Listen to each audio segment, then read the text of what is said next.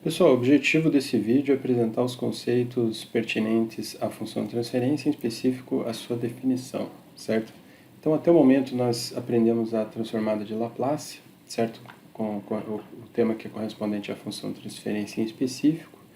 E agora, nós vamos aplicar a transformada de Laplace para obter a função de transferência, que é uma propriedade muito importante de sistemas dinâmicos, certo? Então, o conteúdo desse vídeo aqui hoje vai ser a introdução e aplicações, né, da função de transferência. Depois vamos fazer a definição formal do que é a função de transferência. Depois vamos finalizar com um exemplo bastante simples de uma função de transferência. Tudo bem? Então vamos lá. Beleza. Então, introdução. Para que a função de transferência é importante? Ela é importante para muitas coisas, pessoal. Mas o que será mais importante para vocês no curto prazo? Primeiro, a análise de sistemas dinâmicos é feita, é padronizada de certa forma a partir da função de transferência, certo? A propriedade mais importante de um sistema dinâmico que opera em malha fechada, por exemplo, é a sua estabilidade, certo? Ou o quão rapidamente, o quão aderente ele está aos requisitos de projeto. Tudo isso nós podemos fazer utilizando as funções de transferência, certo?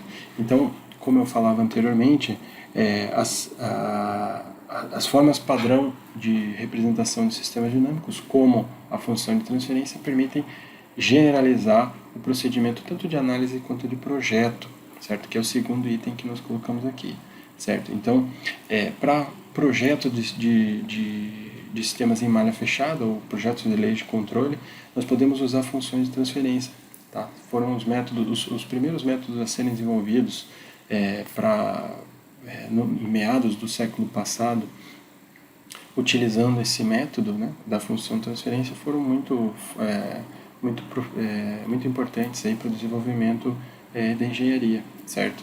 Então, engenharia de controle em específico, e são muito utilizados até hoje, certo? Então, nós podemos utilizar funções de transferência, pois eles para projeto e análise, todo o projeto se dá começando do ponto de partida de um modelo, certo? Então, por exemplo, controle, se nós vamos fazer o controle clássico ou moderno, sempre vamos partir do pressuposto que temos um modelo, né, uma descrição matemática acerca de um sistema físico.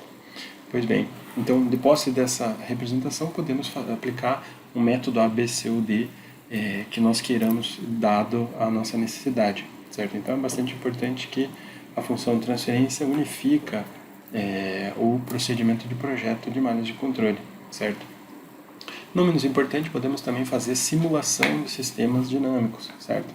Então, podemos fazer uso de, por exemplo, Simulink ou qualquer outro pacote de simulação, especificando um sistema dinâmico através da função de transferência e podendo simulá-lo com um conjunto de citações diferentes, certo? Então, ao invés de resolver analiticamente um sistema dinâmico, nós podemos fazer simulações numéricas, certo? E para esse fim, podemos fazer uso da função de transferência, tá? Outra qualidade da função de transferência é que ela pode ser obtida experimentalmente, tá? Partindo do pressuposto que nós não conheçamos a física de um processo, ou que nós tenhamos certa incerteza com respeito aos seus parâmetros constitutivos, é possível fazer a obtenção experimental da função de transferência, certo? E obter o que se chama de resposta em frequência, por exemplo. Tá? Então, através da resposta em frequência, podemos obter o que se chama de modelos não paramétricos, certo? Que podem ser utilizados para obter funções de transferência. Ok?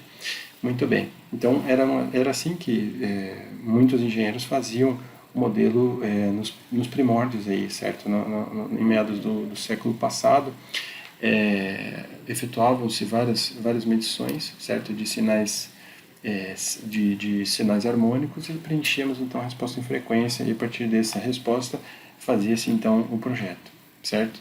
Pois bem, e qual é a definição da função de transferência? Tá, primeiro vamos introduzir alguma notação aqui. Imagina que esse operador aqui, o parênteses em cima de uma letra, define a ordem que uma derivada é realizada em um sinal. Então esse sinal aqui é a enésima derivada no tempo do sinal y. esse sinal aqui é a enésima menos 1 derivada no tempo do sinal y, certo? E assim sucessivamente até a primeira derivada e o próprio sinal no tempo, né? E fazemos o mesmo para a entrada do sistema, que aqui denotamos por x, certo? Então, a mésima derivada, m-1ésima derivada, até a primeira derivada e o próprio sinal, certo? Então, nós vamos descrever da seguinte forma, certo? Um sistema com a sua função de transferência, certo? Então, teremos a entrada denotada por x aqui nesse gráfico, a saída por y e a sua função de transferência por g de s, certo? Agora, quem é g de s? Vamos continuando aqui na introdução das nossas definições. G de s nada mais é do que a transformada de Laplace, daí a importância da transformada de Laplace, certo? É a transformada de Laplace da saída divididos pela transformada de Laplace da entrada, considerando sempre condições iniciais nulas. Isso é importante, pessoal. Por isso também a gente estudou o teorema da derivação real quando as condições iniciais são nulas, certo? Por quê? Porque quando a gente quer obter uma função de transferência, nós aplicamos a transformada de Laplace considerando as condições iniciais nulas. Portanto, boa parte do somatório que envolve o teorema da derivação real nós desconsideramos porque as condições iniciais são nulas, certo? Ok, então qual é a transformada de Laplace da saída? É a própria transformada de Laplace de y de s. Qual é a transformada de Laplace da entrada? É a própria transformada de Laplace de x de s, que é a nossa entrada aqui como nós consideramos, certo? Se o sistema é linear, ou seja, se ele é descrito por um conjunto de equações diferenciais ordinárias lineares, essa função de transferência vai resultar em um coeficiente de polinômios, certo? Onde nós teremos um polinômio no numerador e um polinômio no denominador, certo? Onde os seus coeficientes são dados pelas letras b até bm e de a0 até an, certo? Está um pouco confuso, talvez, um pouco não tão claro, talvez, né? O que seria a função de transferência, ou qual o jeitão da função de transferência. Então vamos fazer um exemplo aqui para deixar essa definição mais clara, tá? Então partamos agora de um exemplo de um sistema mecânico, onde nós temos uma entrada, que aqui é denotada por U de T, que é uma força, certo? Aplicada em uma massa, temos um grau de liberdade e temos uma rigidez e um coeficiente de atrito viscoso aqui, certo? Muito bem, um termo dissipador de energia e um termo conservador de energia, certo? Muito bem, então se eu aplico o Newton a esse sistema, vou obter a seguinte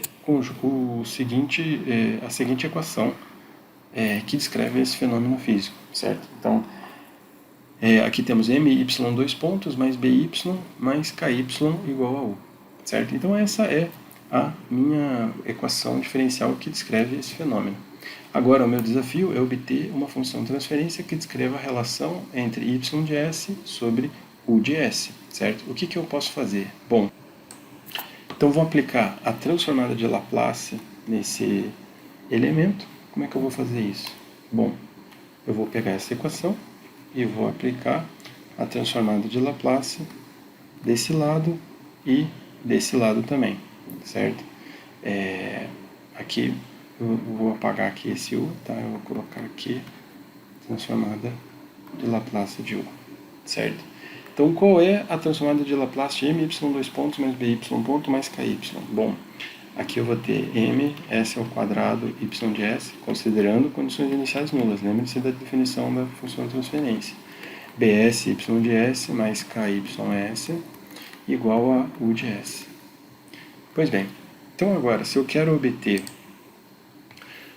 y de s sobre u de s, é só rearranjar esses termos, certo? Então eu vou fazer o seguinte, vou colocar y de s em evidência. Eu tenho aqui ms2 mais bs mais k é igual a u de s. Se eu tenho então g de s, a definição como y de s sobre u de s, que é a própria definição da função de transferência, então eu tenho 1 sobre ms ao quadrado mais bs mais k. Então essa é a minha função de transferência do meu sistema, certo? Então o exercício termina aqui. Muito bem, então na sequência faremos mais exercícios, mais exemplos de sistemas mais complicados. Né? Esse é o sistema de 1 grau de liberdade, faremos outros sistemas com uma complexidade mais elevada. Até o próximo vídeo.